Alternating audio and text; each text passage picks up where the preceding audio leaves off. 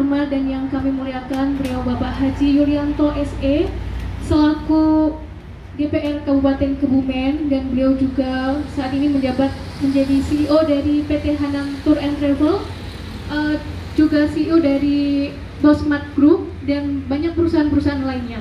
Acara pada pagi hari ini dengan bacaan basmalah bersama.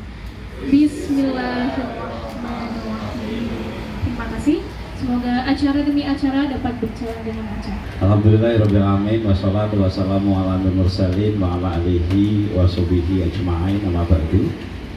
Kepada semua teman-teman, kerabat, sahabat dari Mas Yul yang hadir di Pulang Sari, ya, sangat nyaman ini, cukup lama mengenang masa lalu.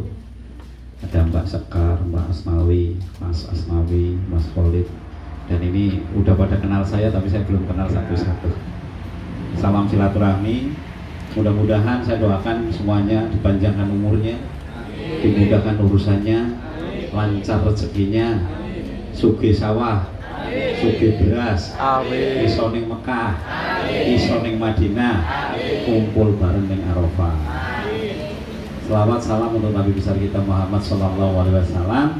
Mudah-mudahan kita semuanya akan mendapatkan syafaat di yaumul qiyamah nanti. Saya mohon maaf terlambat sedikit karena semalam saya baru nyampe jam 1, sementara pagi sudah tamunya lebih dulu pada datang, sehingga tadi saya sempat terlambat 30 menit ya. Mohon maaf ya. Hari ini kita akan bicara tentang digitalisasi marketing. Artinya apa? Ketika kita sudah bicara tentang digitalisasi adalah kita melihat realita. Sehari-hari hidup kalian lebih banyak dengan HP.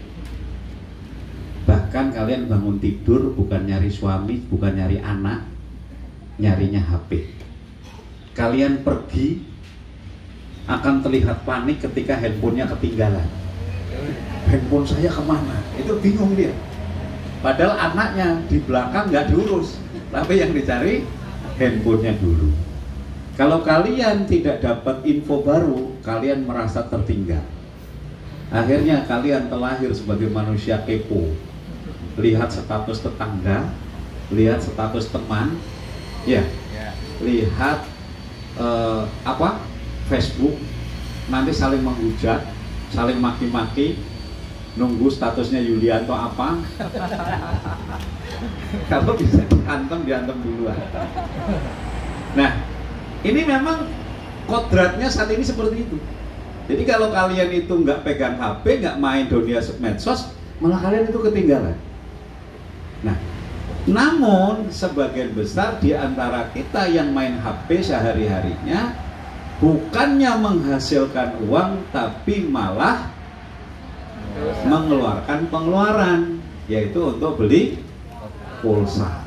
Siapa yang sudah menghasilkan uang setiap bulan 10 juta dari main handphone?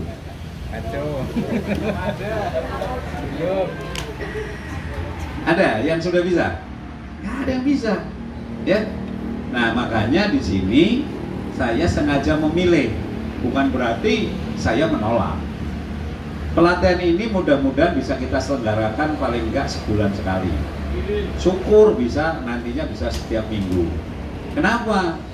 Saya sudah membuktikan. Ketika saya membuat program membagi ayam sekandane, pernah dengar kan? Yang memaki saya lebih banyak daripada yang terima. Orang dikasih ayam sama kandang saja maki-maki gitu. Kenapa? Karena mereka merasa hidupnya akan dikasih beban baru. Jadi kamu tak kasih ayam sama kandang itu nggak terima, karena merasa akan dikasih beban baru. Karena besok pagi harus ngurusin ayam, saya harus siang-siang harus kasih makan ayam, sore harus kasih makan ayam. Itu beban baru. Yang tadinya hanya santai-santai main handphone sama kepo-kepo, sekarang harus ngurusin ayam. 1280 lebih keluarga yang tak kasih. Alhamdulillah sebagian besar ayamnya mati, sebagian besar ayamnya dipotong, sebagian besar ayamnya dijual. Saya marah? Saya nggak marah, nggak ada masalah. Karena yang namanya orang nanam belum tentu semuanya berbuah. SMP Ambal itu udah berdiri berapa tahun? Hampir 35 tahun. Yang sukses masih bisa dihitung jari. Ya kan? Yang bukan saya bangga dengan diri saya, yang menonjol seperti saya bisa dihitung dengan jari. SMA Prembon yang paling menonjol ya Pak Arif, alumni yang bisa menjadi bupati. Nah, di sini menjadi sebuah patokan bahwa tidak harus kita nanam 1000 pohon, panen 1000 pohon. Faktanya dari 1280 sekian rumah yang jadi hanya 35 orang. Hanya 35 orang. Tapi 35 orang itu sekarang menghasilkan ayam setiap bulan 50.000 ekor. Jadi kalau kalian itu ke Gondang, ke tempat Mas Tria, lalu ke Jayan, ke tempat siapa itu yang mantan dewan, kemudian ke Singosari, ke Sinongrejo, ke Lajer, itu ada pusat-pusat KUB yang dulu awalnya tak kasih 25 ekor. Karena mereka mau belajar, sekarang omset mereka bukan 25 ekor, tapi seminggu sudah bisa sekali panen 500 sampai 1000. Karena saya punya rumus sederhana. Kalian itu pernah pelihara ayam kan? Pelihara ayam 1, 2, 3 bertelur. Rahasia sukses hanya tinggal mengalihkan. Kalau kamu pelihara ayam 1 panen 5, berarti kalau kamu ingin kaya, peliharalah ayam 1000. Karena kalau 1000 ayam akan menjadi 5000. Konsep dasar manusia berpikir hanya ada di situ. Siapa yang berani mengalihkan dengan tenaga yang kamu keluarkan, saya pastikan kamu akan mempunyai hasil lebih banyak. Kamu amatin saja. Tetanggamu yang menjadi petani sukses, saya pastikan subuh dia udah berangkat ke sawah. Ada orang Tangkuran di sini atau orang Kibon? Ada. Kamu lihat Lurah Muji. Lurah Muji subuh pasti udah di sawah. Nanti maghrib sampai isya dia masih juga di sawah. Pada lurah. Sementara lurah lain ngeple-ple di rumah. Ya. Kalau kamu lihat itu Pak Nur yang Kaibon, itu pagi-pagi dia udah cari sarapan. Saya tanya Pak Nur, untuk siapa? Untuk ngasih karyawan saya. Ada berapa anak? Yang jaga di Kisik kurang lebih 7 orang setiap hari. Sementara yang lain gedabrus, ngobrol, ngalor ngidul, ngentek naudut, orang apa-apa. Pak Nur sukses, Pak Muji sukses, yang lain komplain. Kenapa dia bisa sukses? Akhirnya yang disalahin orang lain. Nah, kalian itu simple. Kalau pengen kaya, lipatkan pekerjaannya. Kenapa Pak Yulianto kaya? Wajar. Saya tuh kaya itu wajar banget. Saya sehari-hari rara-rara melakukan perjalanan, melakukan event, itu bisa 3 kali 4 event, 3 kali 4 titik. Saya berjalan terus. Jadwal saya tuh ngantri. Orang mau ketemu saya ngantri, jadwal saya ngantri. Jadi kalau saya banyak duit itu wajar. Nah, sekarang pertanyaannya, apa yang ada di saya alami, apa contoh luar, inilah yang akan saya duplikasi kepada kalian. Jadi kalian nggak usah pikir-pikir cari ide baru, mumet. Lebih baik kalian menduplikasi, mencontoh, amati, tiru, lakukan. Kalau mau dimodifikasi boleh. Jadi nggak usah repot-repot. Ya, contoh, Yulianto sekarang jualan pink sehari pernah 5 ton. Nggak ada yang percaya itu. Yang nggak percaya siapa? Bandar-bandar pink.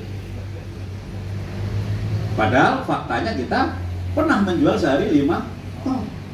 Menjual sehari 1 ton, sering. Ketika saya melakukan survei, saya pernah tanya kan di status saya, berapa omset penjualan pink pendopo? Maka jawaban rata-rata mereka adalah 25 juta sampai 50 juta sebulan. Kenapa jawabannya hanya segitu? Ya memang juragan emping di Kebumen rata-rata penjualannya hanya segitu. Ketika dia melihat penjualan saya sebulan 1 miliar, gak ada yang percaya. Bagaimana mungkin sebuah kampung ada omset penjualan 1 miliar? Nah, makanya hari ini saya kumpulkan kalian di sini ya. Kalian di sini, kita hari ini acaranya hanya ngobrol, kita hanya diskusi. Saya hanya ingin membuka ruang berpikir kalian. Jadi di sini belum ada pelatihan.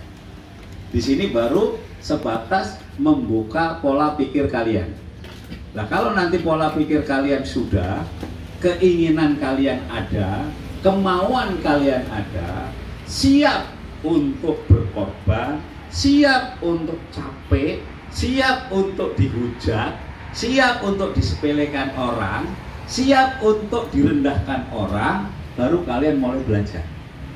Kenapa? Karena setiap merintis sesuatu yang baru di Kebumen, itu segala sesuatunya kalau belum terbukti jawabannya nyong orang ngandel. Itu jawabannya wongnya nyong orang ngandel lah, orang percaya lah, gue mesti ngelonggoni, orang mungkin lah. Merganya apa? Karena kita selama hidupnya udah menikmati hal yang memang seperti itu. Sekarang misalnya ya, saya mengatakan jenengan tak kasih order bikin kerdus dengan keuntungan sebulan 50 juta, kira-kira mau ngambal percaya apa?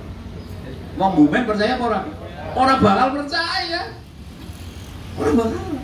Karena memang nggak masuk akal. Tapi di tempat Pak Mutaris yang nempel-nempelekin triplek, orang percaya. Karena memang faktanya gajian. Padahal nih, saya mengasih kerjaan kerdus, ya. Kerdus itu sekilo awalnya 1.500 yang kerdus bekas, sekarang malah sudah sampai 3.000 ya. Itu kalau dibuat kemasan emping 1 kilo itu jadi minimal 10 sampai 12, kalau yang pinter 12, kalau yang nggak pinter 10. Kerja jenengan cuma ngeblat, tahu ngeblat? Ya. Nempelna jadi ngeblat, tahu kan? Nah, kerjanya cuma ngeblat. Setiap modal 3.000 dapat 12.000. Untungnya sangat ewu. Orang kalau satu benar-benar niat kerja sehari dapat 100. Jadi nggak sampean pengen golek duit sedina 90.000 kuwi gampang. Asal gelem ngeblat kerdus sedina oleh 90.000. Tapi apa? Saya bikin status, ada yang daftar. Yang daftar mau mlebu poro, pejagoan, wong ngambel nana sing daftar. Wong ngambel gak ada yang daftar. Kenapa?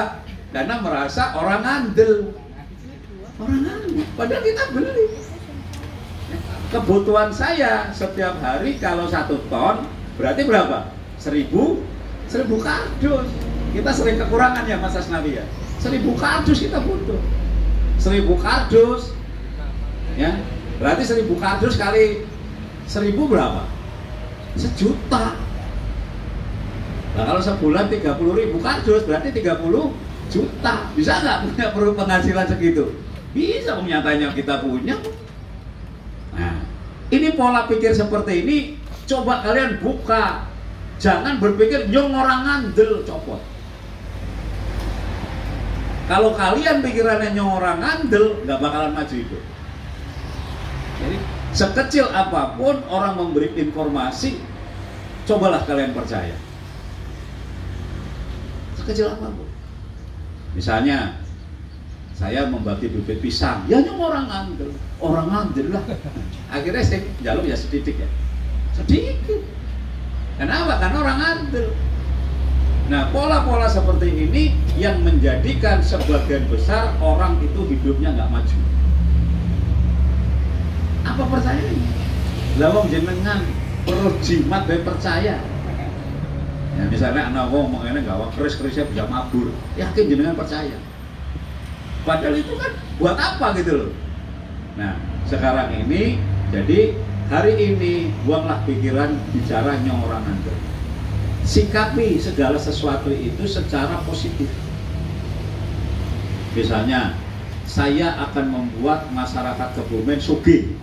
Ya kenapa kalian nggak membahas amin? Kan gue kan? Kan selesai. Mudah-mudahan saya termasuk orang yang bisa diangkat derajatnya menjadi orang kaya.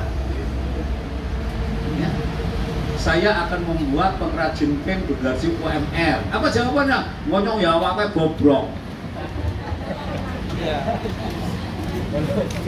Coba, ada orang mau kaya dikasih gaji, yang dibahas ngonyong ya saya, ngonyong ya awake bobrok.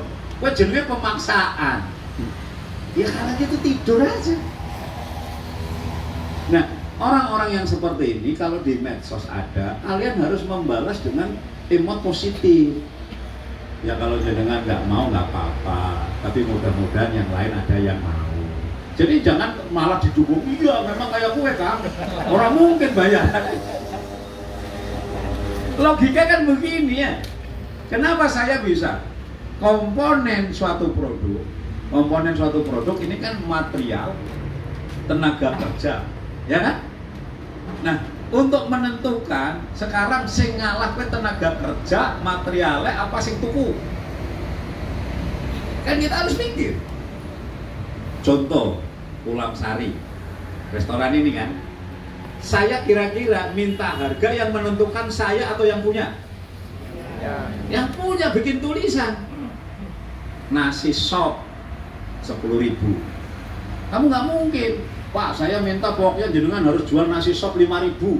Bisa? Ya nggak bisa. Kecuali kalian hanya minta kebijakan, nyong jaluk tolong Kang, nyong dunia ini duit toko 5.000, separingnya jenengan kalau pengen dahar nasi sop. Lah boleh. Tapi kalau jenengan intervensi nggak boleh. Kenapa? Dia yang sudah menentukan harga. Lah harusnya kita sebagai pelaku emping kita harus menentukan harga. Ora semene ora tak gol. Iya kan? Yang salah siapa? Yang salah kalian. Wong kalian itu jadi petani nggak merdeka. Jelas sampean yang punya padi, arep ngedol padi takon karo bakul. Kang harga gabah pira iki? Ada? Itu contoh petani nggak merdeka. Contoh petani tidak merdeka adalah ketika dia mau menjual sesuatu malah tanya kepada yang mau beli. Sampai arep ngedol sapi, tapi takon karo bakul sapi, Kang kira-kira sapi ku ki payune pira? Ya kan? Akhirnya sapi ku digawa karo bakul, digawa mempasar, bar kowe diutang. Ana ora bakul kaya kowe? Pirang-pirang. Nah, jadi hari ini saya ajak Anda untuk bahasa orang ngandel tolong dihilang. Sehingga jenengan punya rasa percaya diri bahwa jenengan itu saya harus merdeka. Saya punya barang, saya harus punya pilihan. Pilihan apa? Supaya saya bisa mempunyai harga yang baik. Jadi kalau misalnya pengen upah UMR bisa nggak? Ya sangat bisa. Caranya cuma apa? Kompak. Sing isih betah melarat di pinggirna. Ngomong isih betah melarat kan angel dituturi. Ya? Nyong isih betah melarat pekaji. Yo, betah melarat. Nah, sing orang betah melarat dikumpulna. Nah, kelompok orang yang dikumpulkan ini kita nyari solusi. Jal sikir rega mlinjo pira. Siki tenagane pira, men jenengan ekonomine cukup kudu pira, jenengan kudu ditarget gelem pira. Kenapa guru dibayar? Kenapa guru pengaji? Padahal guru ora tau sinoman. Apa tau krungu guru sinoman? Nyatane ngerjagongan nang ngarep dhewek. Sing sinoman awan wengi nyatane mangan keri dhewek, anane nang pawuan. Setuju? Ya kan? Nah, kenapa jenengan mikirnya, lho nyong kan urip kudu sinoman, nyong urip kudu sambatan, nyong urip kudu sosial. Benar, saya setuju. Tetapi ada batasan, kapan harus sinoman, kapan sambatan, kapan kudu endong-endongan. Jenengan ngomong, kenapa buruh pabrik upahnya UMR? Ya kerjanya jelas. Kenapa? Apa guru ora duwe anak? Apa buruh pabrik ora duwe anak? Kan duwe kan? Tapi wong ngambel luwih ngeyel. Nyong duwe anak wak, nyong nyusoni, nyong apa. Boi, mosok. Padahal bang itu jenengan tekan omah itu bocah paling lagi jangkau dolongan handphone. Itu ciri-ciri. Nah, orang-orang kayak gini, perempuan-perempuan seperti ini, perempuan-perempuan yang notabene hanya banyak alasan untuk menghindari kerja keras. Dan ini juga survei nih Mas, ini untuk nyindir mas-mas yang cowok-cowok nih. Ini perempuan ini lagi posisinya hebat. Karakter kebagian kebumen, tanggung jawab rumah tangga ada di perempuan. Ini survei saya ya. Jadi kalau sampai kebetulan enggak, boleh ngamuk nggak apa-apa. Tapi ini yang survei saya. Jadi mereka itu banyak kaum laki-laki nggak peduli. Besok iki anaknya jajan apa ora, kepriwe mangane, sesuk butuhe kepriwe. Itu sebagian besar menjadi tanggung jawab perempuan. Kaum lelakinya enggak. Sementara banyak kaum lelaki di sini menjadi petani hanya sekedar pengakuan profesi supaya tidak disebut nganggur. Jadi jenengan kowe ngingu wedhus, ngingu sapi, mengsawah, janjane rugi. Hitungan ekonominya itu rugi. Tapi ngger jenengan orang kaya kowe dianggap penganggur. Padahal ketika hasil panen dilimpahkan kepada istrimu nggak cukup. Sementara kelompok laki seperti ini minta pelayanan lebih. Nyong kan wis mengsawah, nyong kan wis macul, nyong kan wis ngarit, nyong kan wis ngingu sapi. Urusannya cukup ora cukup budua wong mburi. Lah wong mburi mikiri pendatine sangu anak, jajan, kondangan. Pernah lah. Kok ngger sing wadon kowe utang, sing lanang ngamuk-ngamuk. Bisa-bisane kowe utang. Nah, bisa-bisa. Ada nggak kejadian seperti itu? Nah, saya ngomong ini bukan saya ngarang, tetapi ini hasil saya melakukan observasi atau penelitian. Nah, makanya sekarang yang maju itu adalah yang suami istri kompak. Suami juga peduli dengan istri, istri juga peduli dengan suami. Hari ini yang datang berpasangan, alhamdulillah. Ada yang datang berpasangan? Nggak ada, harusnya datang berpasangan kalian. Nah, kalau yang tidak datang berpasangan, berarti pulang dari sini nanti saling mengisi. Jangan terlalu masa bodoh dengan istri. Suami juga perlu tanya, "Ma, ayo kita duduk bareng. Berapa pengeluaran kamu sebulan?" Objektif. Berapa sih pengeluaran kamu sebulan? Perempuan juga ngomong, "Pak, ayo kita duduk bareng supaya kita hidup lebih tertata. Coba kita bareng-bareng hitung berapa pengeluaran sebulan." Nah, kalau nanti kalian udah punya data itu, saya ngasih solusinya gampang. Ya, saya ngasih solusinya gampang. Saya hadir ini untuk memberikan solusi, bukan menyelegakan. Kalian bukan akan saya pekerjakan, bukan. Berbeda kalau kalian mau bekerja sama saya. Oh, besok kalian bekerja gajinya 1 juta, cukup nggak cukup urusanmu. Tapi kalau ini saya undang kalian adalah untuk mengetahui kebutuhan dasar kalian. Nah, kita anggap ya, saya mau tanya, satu rumah tangga di sini, ini kan saya lihat anak muda semua kan. Kalau sebulan di 2.500.000 aman atau tidak? Sebatas itu. Enggak lah, yang aman ngaco. Yang aman. Ini aman. Yang aman ya. Nih, 1, 2, 3. Nah, 3 juta yang aman ngaco. 1, 2, 3. 4 juta yang aman ngaco. Aben. Ini kita akan maksudnya ini akan ketahuan kita. Ya, kamu jangan tanya ke saya kalau saya 100 juta aja belum aman. Saya 4 bulan gajian DPR, saya belum pernah ngasih 1 sen pun ke istri saya. Istri saya gajinya mana? Saya masih nombok terus. Ya, makanya hari ini untuk menebus rasa saya bersalah, paling nggak hari ini saya ngasih kalian tak traktir. Biar apa, paling kan ngerasain gaji saya. Itu. Jadi nanti aman itu diamankan dulu. Oh, saya harus 2 juta, saya harus 3 juta, saya harus 4 juta, saya harus 5 juta. Nah, setelah kalian punya proyeksi itu, sekarang ini berapa yang udah kalian dapat? Kan sebelum kenal saya hari ini kan kalian sudah punya pemasukan, sudah ada penghasilan. Oh, saya sebelum kenal Pak Yulianto selama ini ya 1 juta, 1.500.000, kadang 2 juta. Kadang ketemu 5 juta, tapi kadang juga nggak ketemu. Kan seperti itu kan? Itu dapat catatan. Nah, habis itu baru kita memastikan target, tujuan. Saya mau punya penghasilan 10 juta. Saya mau punya penghasilan 5 juta. Saya mau punya penghasilan sekian. Nah, setelah itu terjadi, kita sudah menentukan target tujuan, baru apa yang kita lihat, potensi apa untuk bisa sampai di level itu. Ya.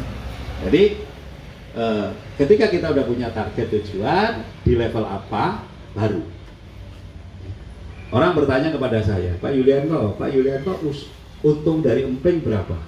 Saya bilang saya nggak untung. Lah terus yang untung itu mereka, bukan saya.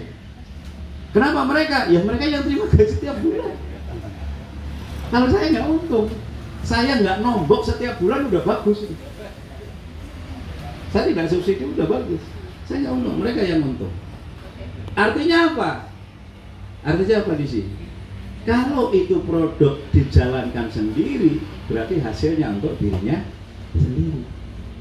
Kalau saya ingin untung, ya saya ngelab sendiri, saya mengukur sendiri, saya ngirim sendiri. Saya untung nggak? Pasti untung.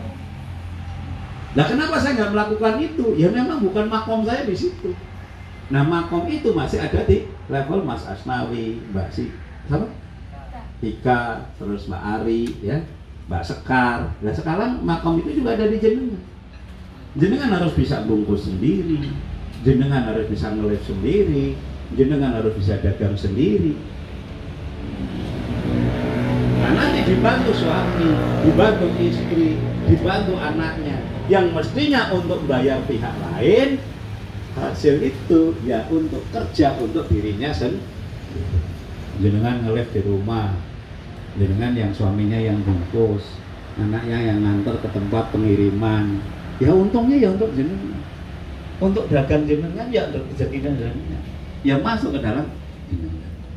Kalau itu dijalanin secara konsisten, maka seseorang itu akan punya penghasilan yang baik. Nah, ini ya, jadi ini clue pertama, ya, clue pertama, segmen pertama sebelum saya melangkah, buanglah kata orang ngandel ya, aja ngeyelan. Jadi uang gue lebih baik mudah terima informasi, aja bekungkung bangkung ning ngawur. Ciri khas saya kan senyumannya kan. Nah itu, dulu saya minder, sehingga saya kalau dipoto gini, mencu saya, karena saya malu nyengir. Nah, setelah saya istri saya ngomong, saya senang sama kamu karena cengiramu. Saya baru tahu itu. Saya pikir apanya gitu. Akhirnya saya mulai diajarin sama istri saya cara berfoto yang baik, cara ini. Coba lihat foto saya, enak nggak dilihat? Jadi sesuatu yang awalnya saya anggap kelemahan, karena saya menemukan orang yang tepat memberikan motivasi, akhirnya justru menjadi keunggulan nilai saya. Jadi sampai hari ini, karena saya udah banyak duit, ya nggak ada yang berani cengar-cengir, nggak ada yang berani ngomong. Waktu gitu. Nah, artinya apa? Di sini harus menjadi catatan kalian bahwa segala sesuatu yang tadinya mungkin nilainya negatif, justru itu bisa menjadi keunggulan kalian.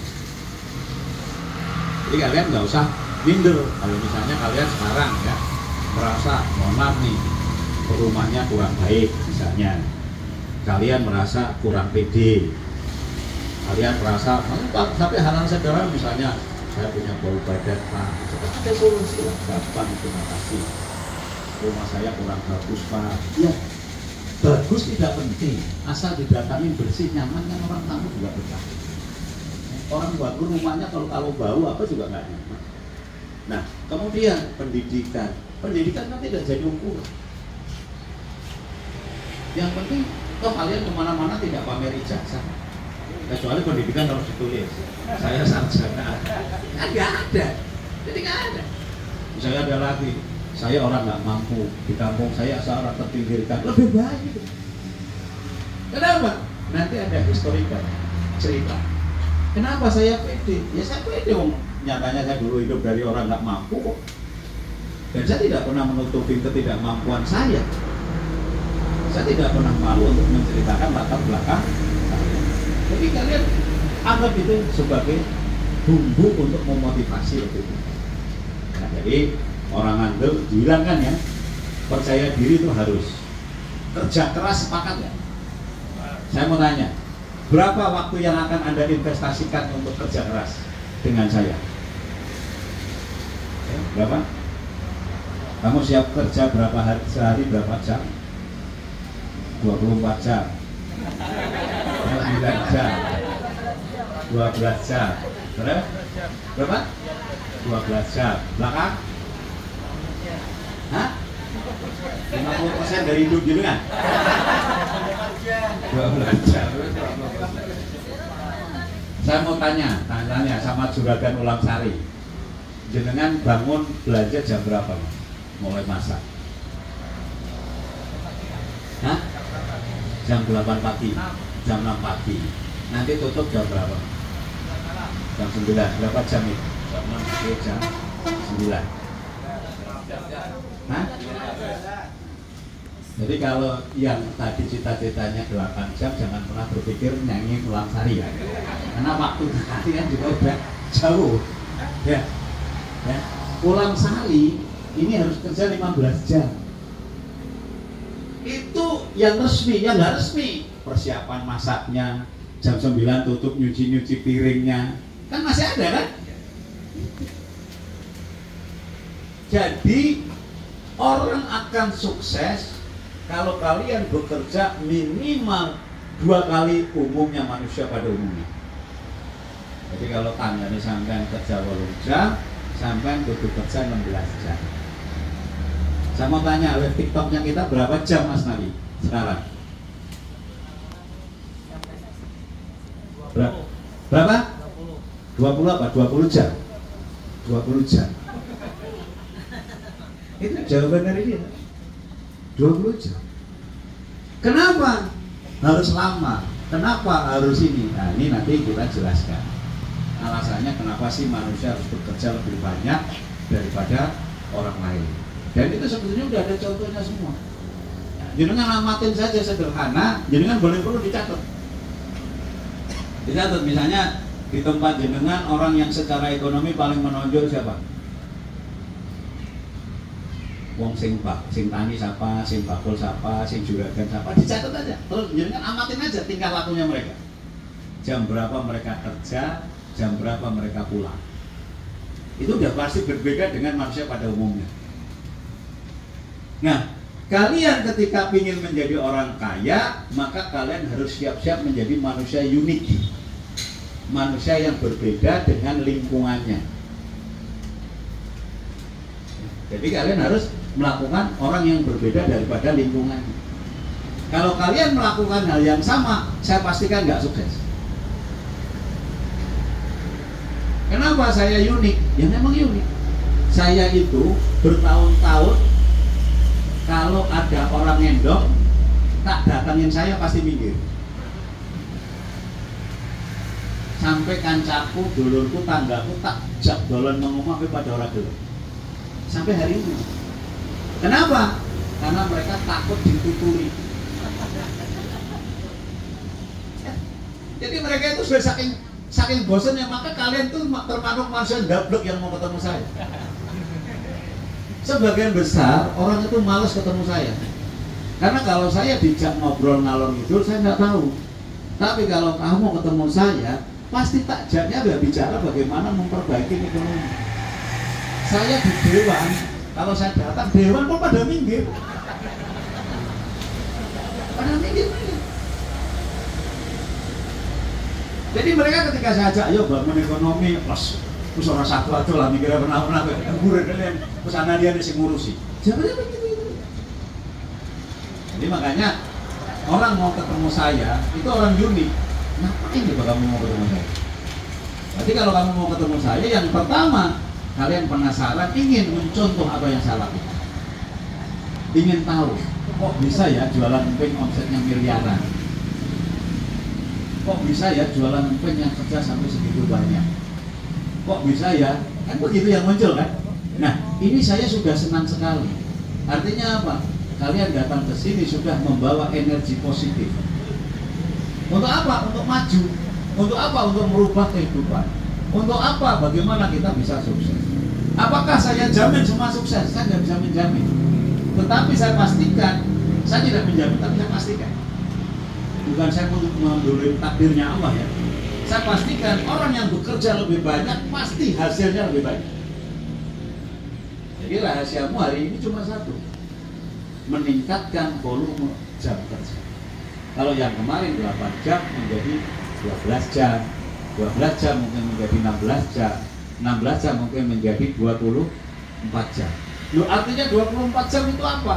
Bukan 24 jam kalian melek, tapi 24 jam kalian siap melayani. Artinya apa?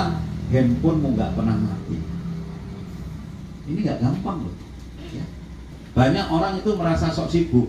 Contohnya ada Sekar ini merasa sok sibuk.